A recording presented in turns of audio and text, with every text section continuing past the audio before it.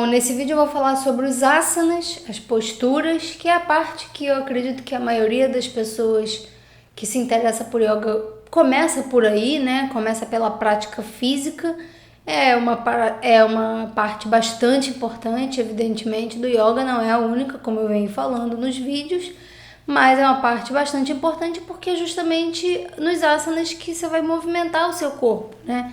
Que você vai levar o seu corpo para o lado mais criativo, para você vai explorar seu corpo, vai remoldar seu corpo e vai mexer com ele energeticamente falando, né? Você vai alinhar seus chakras. Depois eu vou fazer um vídeo para falar só sobre os chakras. Então, yoga começa muito pelos asanas também, né? Eu sou instrutora de Hatha Yoga. A Hatha Yoga é a mãe de todas as yogas, vamos dizer assim, né? A principal. E o principal difusor da Hatha Yoga no Brasil foi o professor Hermógenes, né? E o professor Hermógenes trabalhava muito com princípios terapêuticos, né? Então, ele fala muito nos livros dele. Por exemplo, ele fala de uma determinada postura, ele vai falar sobre os efeitos físicos daquela postura, né? Melhora a digestão, melhora a pressão arterial, melhora isso, melhora aquilo, né? Não por acaso o Hermógenes era convidado para congressos de medicina. Ele trabalhou muito tempo auxiliando na Santa Casa de Misericórdia aqui no Rio de Janeiro. Enfim, ele é bastante importante nessa área, né, em relacionada à medicina tradicional também por conta dessa prática de yoga, dessa difusão caracterizada pela filosofia dele de levar para o lado terapêutico mesmo, né? O Iyengar, que é um mestre do yoga também muito importante, ele trabalha com princípios mais filosóficos e eu acho muito interessante colocar algumas coisas que ele fala. Por exemplo, tanto no método que o Iyengar desenvolveu quanto na Hatha Yoga que o Hermógenes desenvolveu no Brasil, tem um princípio de você montar uma postura e você permanecer na postura, né? O Hermógenes fala que elevar os seus braços e manter por alguns minutos é mais eficaz do que repetir 10 vezes idas e vindas, né? Que é um princípio da ginástica convencional, assim, né? Ele fala que o princípio, muitas vezes você vai adquirir força na permanência numa certa postura. Então, quando você permanece muito tempo numa postura, você acaba sendo levado a perceber coisas que o Iyengar fala nos livros dele. Ele tem uma coisa que ele fala que eu acho muito interessante, que você tem que buscar o conforto dentro do desconforto. Quando você monta uma postura, o instrutor fala para você, inspira, leva e permanece, às vezes fica sacrificante se manter naquela postura, mas se você se mantém por um tempo, primeiro você começa a perceber seu corpo diferente, então você pode sentir às vezes um formigamento, aí passa, você ainda está na mesma postura, começa a sentir uma dor do outro lado, aí passa, aí você percebe a sua perna de uma determinada forma, enfim, a sua atenção acaba indo para várias partes do seu corpo porque você teve tempo de permanência naquela postura para ir percebendo como é que seu corpo reage àquela postura, né? E aí o instrutor vai indicar o que é para trabalhar mais em cada postura, se é para trabalhar mais a musculatura do abdômen, dos ombros, das pernas, enfim.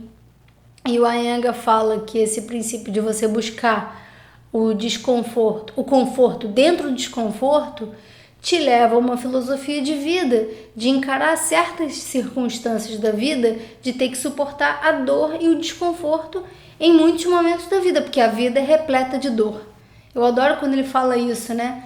Porque às vezes a gente fica tentando negar a dor, negar o desconforto, negar o sofrimento, mas ele fala que a gente não tem que negar, a gente tem que passar por ele. A gente tem que ultrapassar o sofrimento. Isso vale para a vida e vale para uma postura, para um asana, que você monta e você sente o desconforto, mas quando você perpassa pelo desconforto e pela dor, você consegue atingir o equilíbrio dentro dessa postura.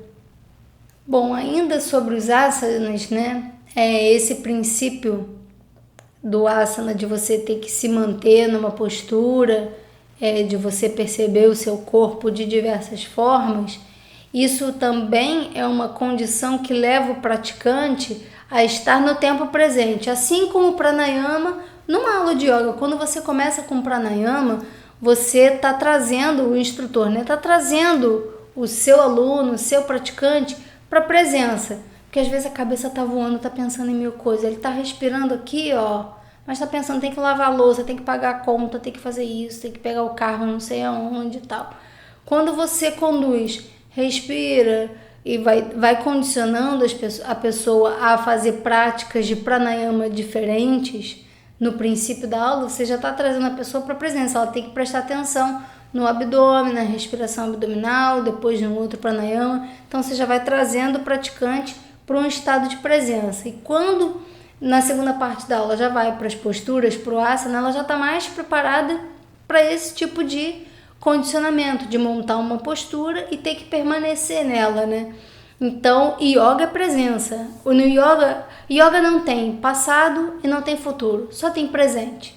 E o presente é presença, a pessoa tem que estar aqui. Por isso, yoga é uma prática que ao longo do tempo diminui a ansiedade, porque você vai criando formas em relação da sua percepção, da sua respiração, do seu corpo.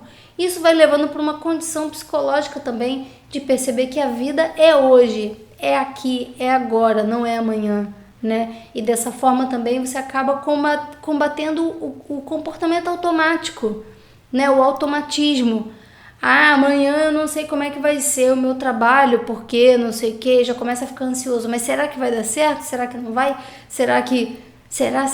Mas o amanhã não existe. O amanhã é o amanhã, o hoje é hoje.